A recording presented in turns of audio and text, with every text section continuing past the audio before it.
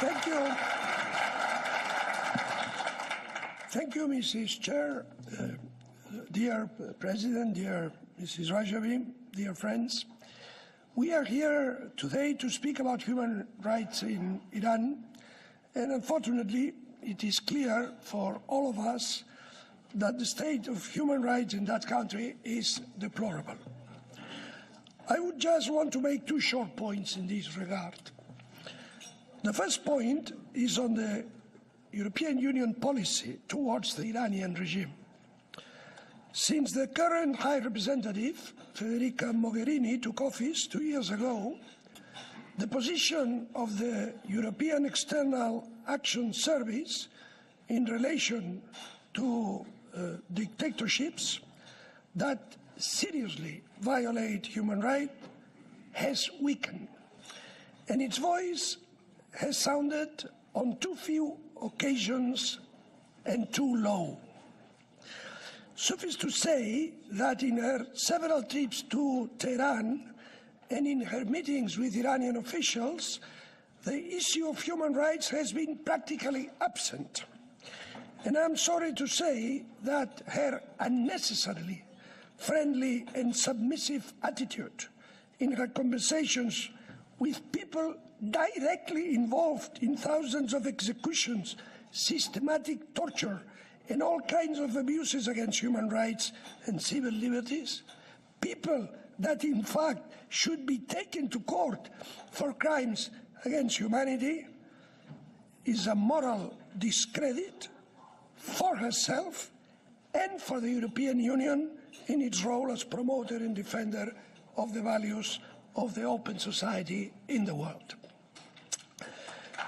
Javad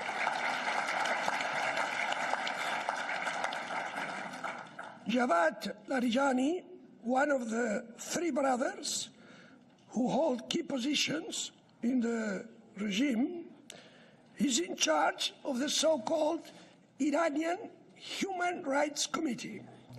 According to his records, I propose they change the name.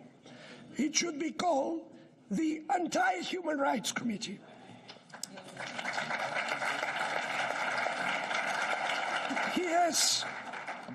He has recently, Mr. Larijani, he has recently written a letter to Mrs.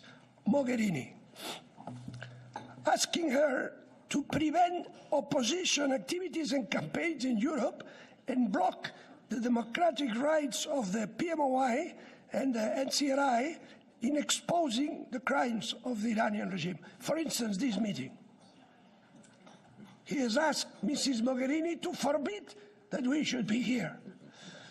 Larijani has been so cynical as to present the Iranian regime, one of the most bloodthirsty regimes of our times, as a victim of human rights violations itself. He also complains about the grand gathering of the Iranian opposition with 100,000 participants in Paris in July 2016. Many of us were there with Mrs. Rajavi, enjoying this fantastic event. And he has complained about this gathering. The same man that strongly defends the massive use of death penalty against political opponents and human rights activists is the one that criticizes a democratic and peaceful event in favor of regime change in Iran. And the second point is that the systemic violation of human rights cannot be considered an internal matter of any country. These practices of the Iranian regime have penetrated neighboring countries beyond Iran's borders.